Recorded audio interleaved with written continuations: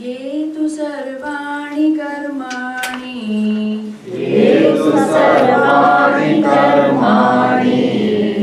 मयि सन्न्यस्य मत्पराः अनन्येनैव योगेन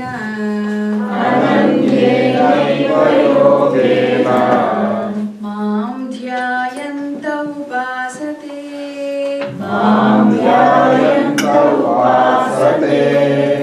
ये तु सर्वाणि कर्माणि मयि सन्न्यस्य मत्पराः अनन्येनैव योगेन मां ध्यायन्त उपासते. So we're in chapter 12 of the Bhagavad Gita, and where we left off yesterday was verse number 6. And in verse 6, Lord Krishna says, those who matparaha, those who have me as the center of their lives, meaning their lives are around me, they revolve around me, and everything is seen as dedicated to me. And for all of those who are focused, who have Ananya Yoga, for them, and if they worship me, there is something that I do for them. And what is this that I do for them? So that's where we will start from today. So we'll take number 7. तेषामहं समुद्धर्ता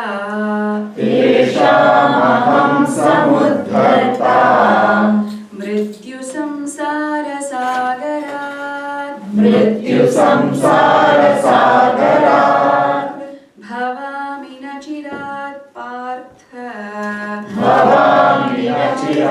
Partha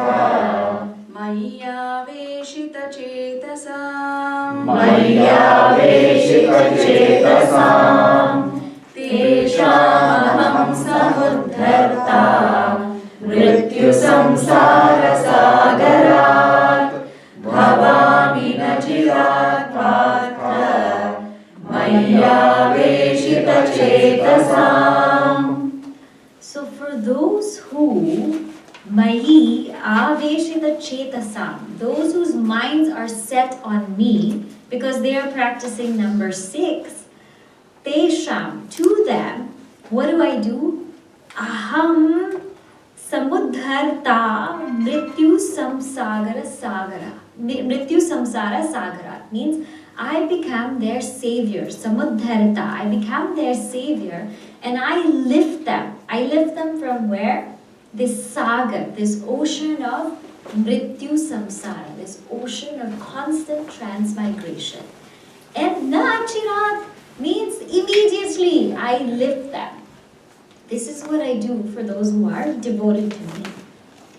So what is he saying here? He's saying, look, there is this samsara sagar, right? And why is it always samsara sagara? Why is this samsara described as an ocean? Because the ocean has a lot of ups and downs. And in our samsara also, as we saw yesterday, there's always ups and downs, and you never know when will come and what. And also, this ocean is kind of very vast. Sometimes we can't even see the end of it. And so, that's why samsara is also sometimes very vast, and we're like, when is it going to get over? When is all of this going to end? And there's never going to be a day or a time where all the waves are going to stop. We have to cross this ocean with the waves. The waves will not still down, will not subside, because that's the nature of the world. It is the nature of samsara. So as the waves are going up and down, we have to learn how to cross this ocean, even if it seems so vast.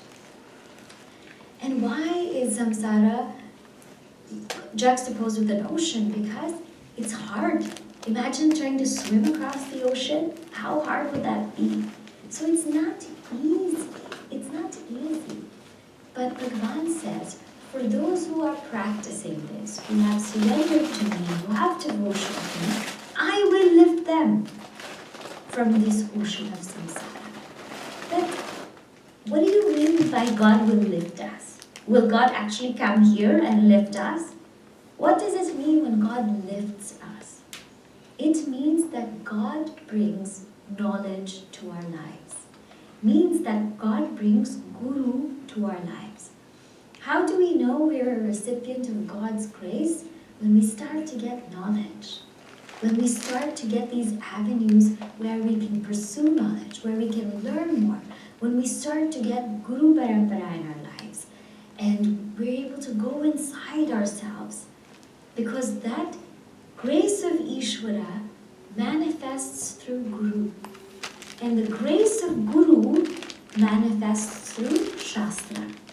How do we know that we have Guru's grace? When they open Shastra and they try to tell us what's in Shastra. And what's the grace of Shastra? Moksha. So it all starts with God. It starts with us being devoted to God. If you remember, I don't know if I did this text with you, but it's called Guidance from the Guru. It's Puja Swami Tapovan Maharajji's text. And he says, the circle is, first is Atma Kripa, the grace of oneself with self-effort. Then is Ishvara Kripa. And then Ishvara sends Guru Kripa. Then we get the Shastra Kripa. So this is the lifting from the ocean of samsara. And what is the nature of this knowledge? The nature of this knowledge is not that so we can get into this ocean of samsara and drown. No, the nature of this knowledge is so that two things. One is we can be great swimmers. We can learn how to live in this samsara. Despite all the things that are happening, we can learn how to be so good at it so it doesn't hit us so much. But even deeper than being a swimmer in the ocean of samsara is being a watcher of the ocean of samsara. Who's swimming? Who's going up and down? Who's going through all of this? It's not me. Being a bystander, being a witness, that's the greatness of this knowledge. That nothing is actually happening to us. And that's why moksha is achirat, means it's soon. It's not, it doesn't take long. Because it's not that we have to become Brahman. We don't have to become Brahman. We already are Brahman. We already are this truth.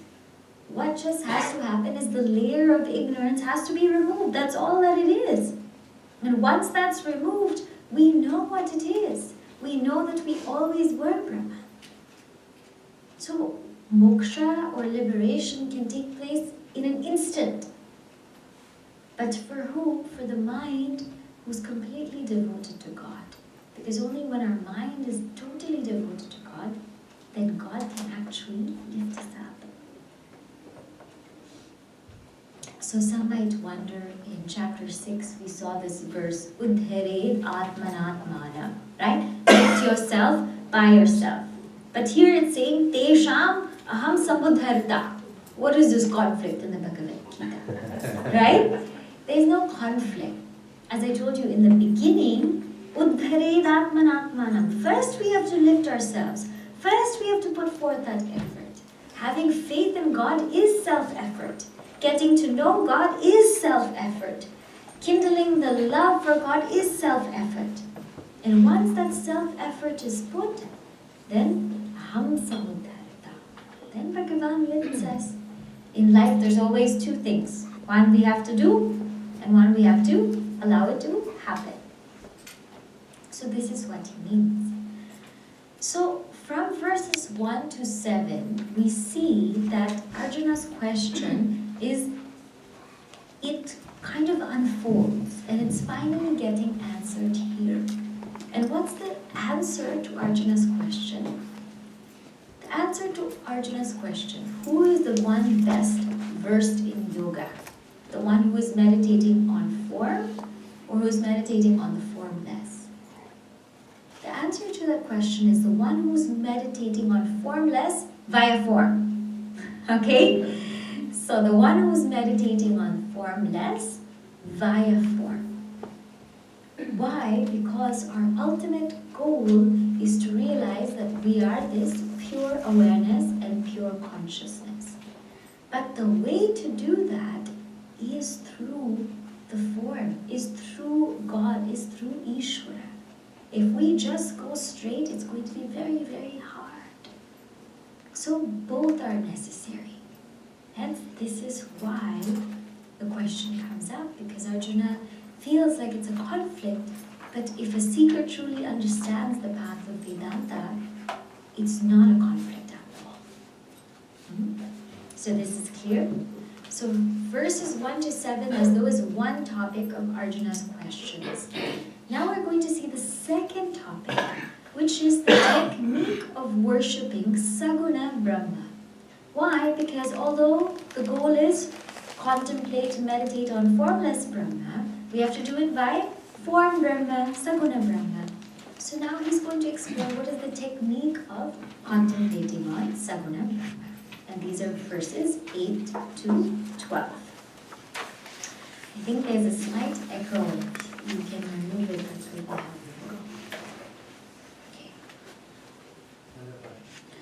Mayyeva mana adhatsva. Mayyeva mana adhatsva. Mayi buddhim niveshaya. Mayi buddhim niveshaya. Nivasishyasi mayyeva. Nivasishyasi mayyeva. Ata urdhvam na samshayah. Ata urdhvam na samshayah. Mayyeva mana adhatsva. Mayi buddhim niveshaya. Nivasishyasi mayyeva. Ata urdhvam na samshayah. So I think this is the verse that was on the flyer, right? Yes. Yeah. So here he says, Mayi eva mana adatsva. Step 1. In me adatsva. You fix what? Your mind. But there's a cue here. In me only. Mayi eva. Mayi eva. In me only fix your mind. And then Mayi, in me, buddhim niveshaya. In me, place your intellect. What will happen after we do that? Mayi nivasishyasi. In me alone, you will dwell, you will enter. Ata urdhvam na samshaya. Hereafter, have no doubts. So, verse number 8 is the practice of Dhyana Yoga. So this is, Lord Krishna is going to go now from level 1, 2, 3, 4. He says the way to worship Saguna Brahma is through Dhyana Yoga. So what does this mean? When we say first, you fix your mind on me, first I must have the will to worship God. First I must have the will that this is what I want to do. I want to contemplate on God. I want to sit quietly. I want to be able to connect with God, to build a relationship. There has to be some kind of will, some kind of desire in me to say, I want to do this. And only when there's a will, then, first there's a wish. And when there's the wish, then there's the will. So the first part is wish. When we fix the mind, it's called wish. And when we place the intellect, it's called will. So first you desire it, and once we desire it, then we want to fully place our minds there. Because there's a will, there's clarity.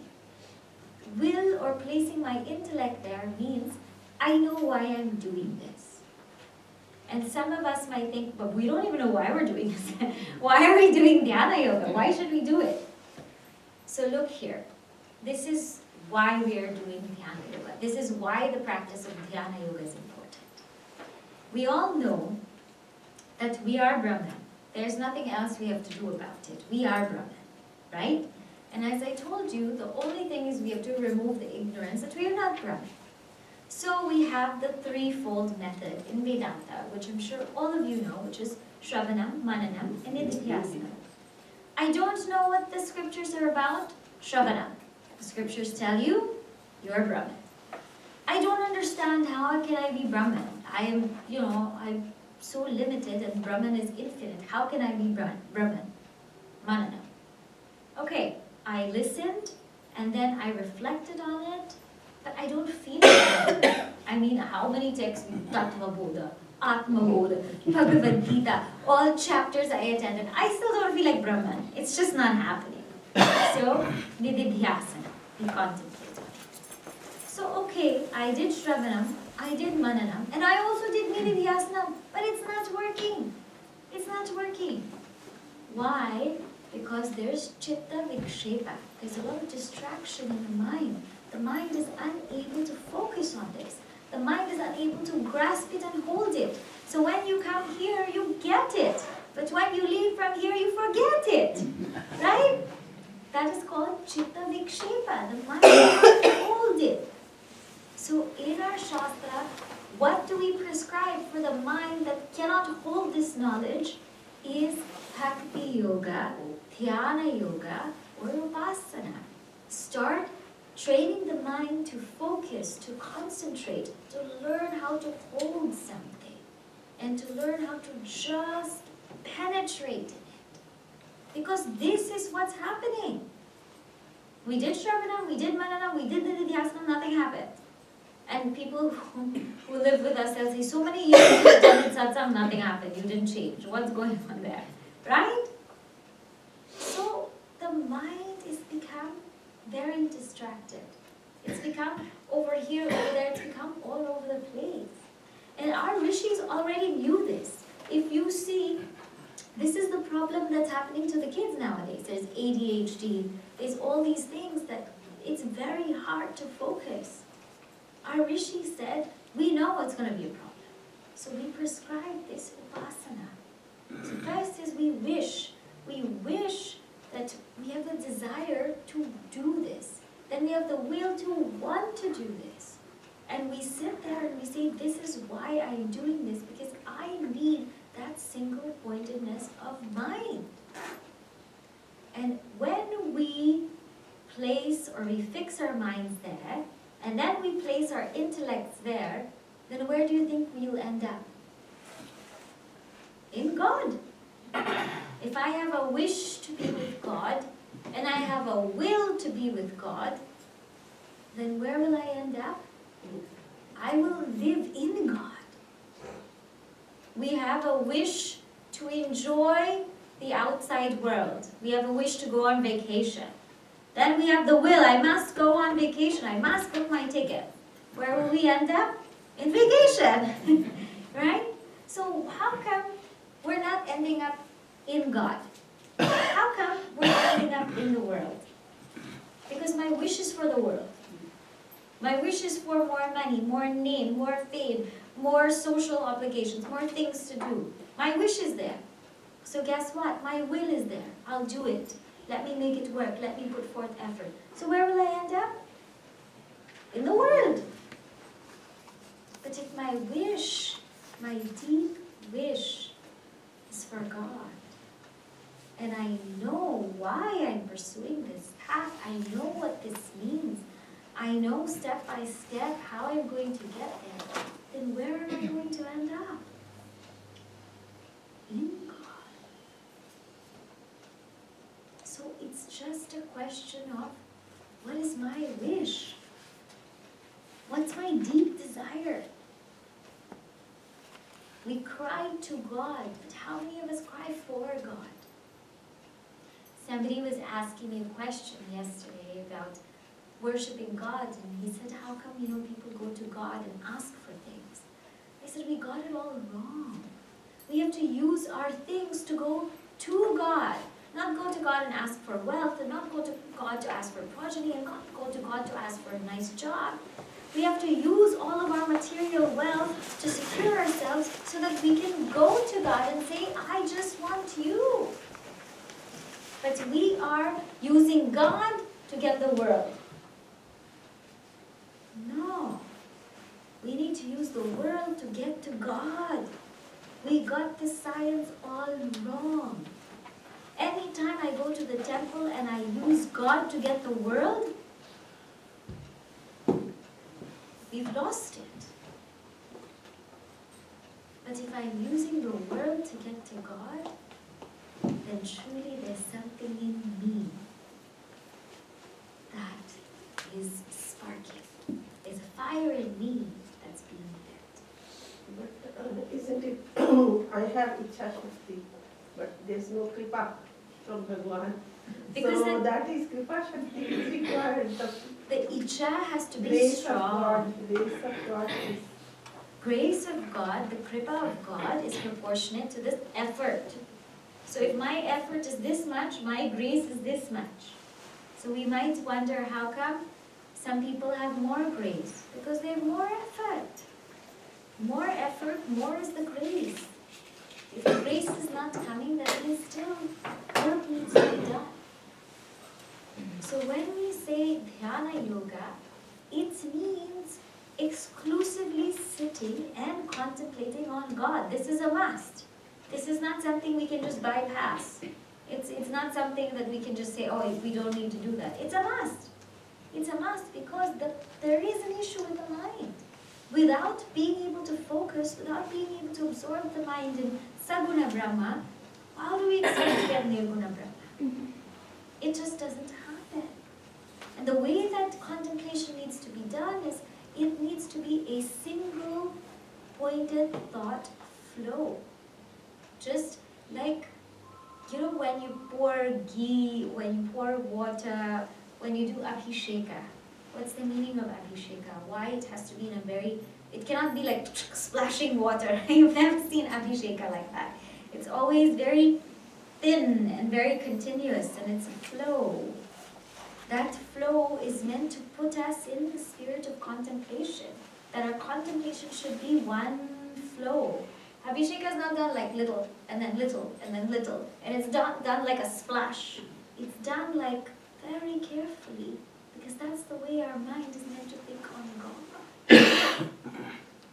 So the first practice for a person who wants to worship Saguna Brahma, the highest practice is this Dhyana Yoga. Now some might say, my gosh, this is way too hard. I'm having a hard time with this because how many of us can sincerely sit down and absorb the mind in God? How many of us can do it? It's hard. So Lord Krishna says, if you can't do this, let's come to level 2 and I'll help you out. So now we see verse 9. अथ चित्तं समाधातुम्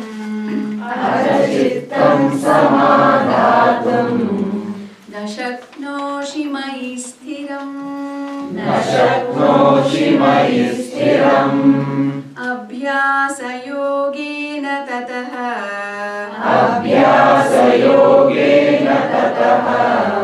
मामिच्छाप्तुं Dhananjay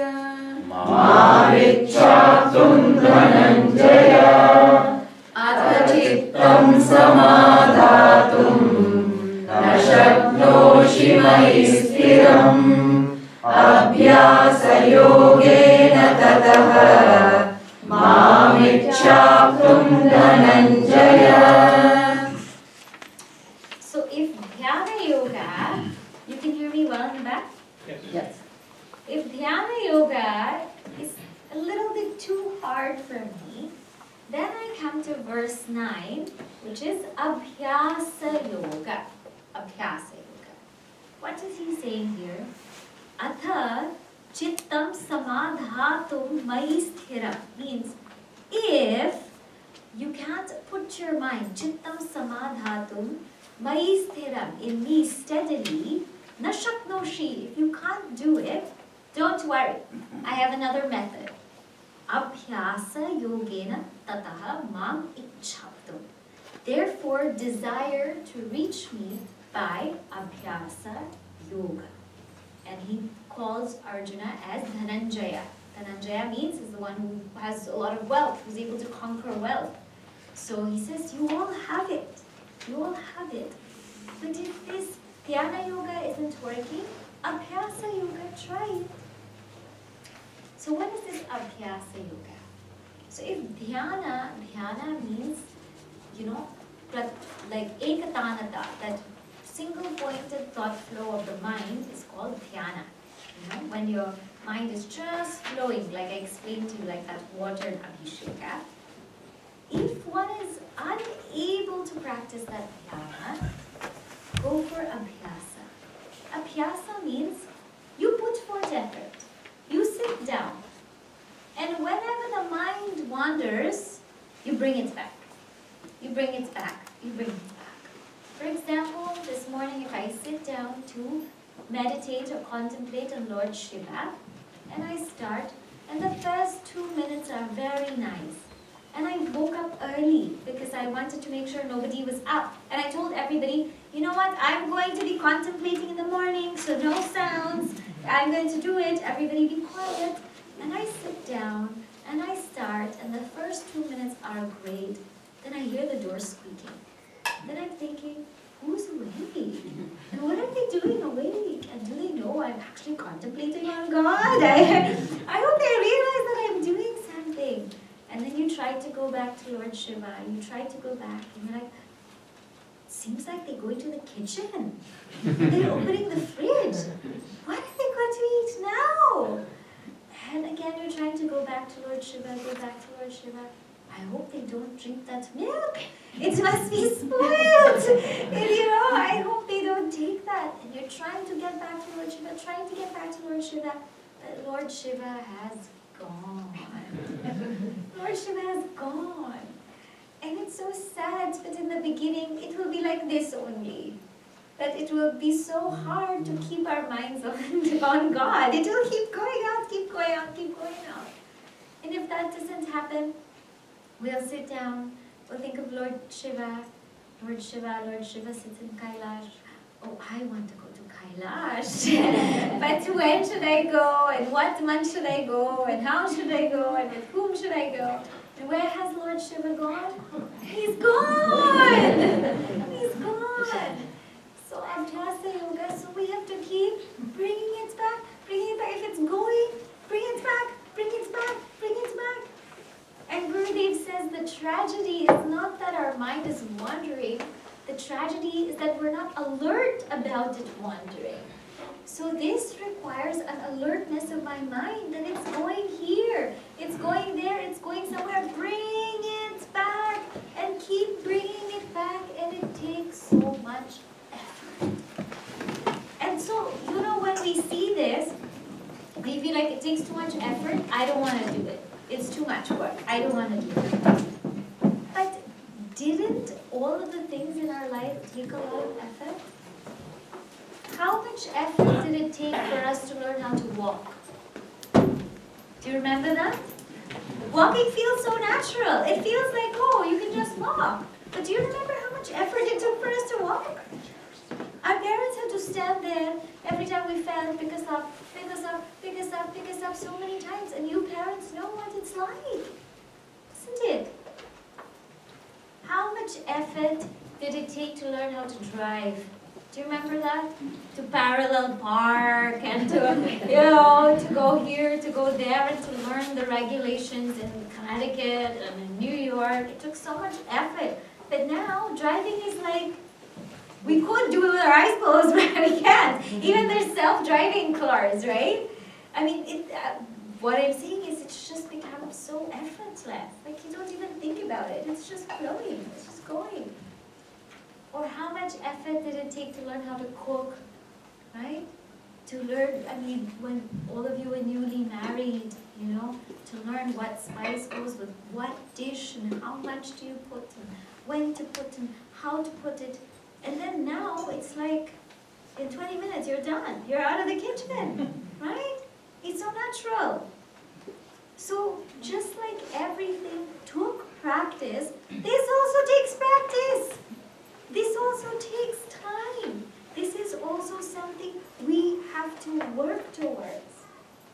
And in due course of time, after practice, it will become natural. It will become natural for us to sit down and be absorbed in God. And being absorbed in the world will feel unnatural. Right? So abhyasa means it requires practice. And the more alert I am to bring my mind back, the easier it will be for me. But the minute my mind has traveled so far, it's so hard, right? So I have to constantly be watchful, constantly be mindful of what my mind is doing. In Yoga Sutra, abhyasa means something that is practiced dirgha kala, for a long time. Nairantarya, without breaks. It means that even if I am traveling or even if I'm going somewhere, I should not take a break from this practice. I should keep it going. Because you and I know what happens when we take a break. To get back to it is so hard. It's so incredibly hard. And it has to be practiced satkara asevita, means with full reverence. So, first is dhyana yoga. And if dhyana yoga is too hard, then come to abhyasa yoga. But then some people might say, even this abhyasa yoga is just too hard. It's too hard to watch the mind. It's too hard to bring it back. It's too hard to focus. What can I do? So Lord Krishna says, if you can't sit down, if you can't practice, you come to the third level. And what is level 3? Abhyasepya samarthosi. Abhyasepya samarthosi. Matkarma paramo bhava. Matkarma paramo bhava. Madarthamapi karmani. Madarthamapi karmani. Kurvan siddhimavapsyasi. Kurvan siddhimavapsyasi. Abhyasepya samarthosi. Matkarma paramo bhava. Madarthamapi karmani. Kurvan siddhimavapsyasi. So he says, if we can't do dhyana yoga, or if abhyasa yoga is too hard, then you come to karma yoga. Then just engage in karma yoga. Because there's no point being a mithyachara, trying to sit down and meditate, and then meditating on everybody else except God. There's no point in doing that, right? Come to karma yoga. And he says, abhyase api asamartaha asi. Means if you can't practice that abhyasa, then mat karma paramaha bhava. Then just perform all acts.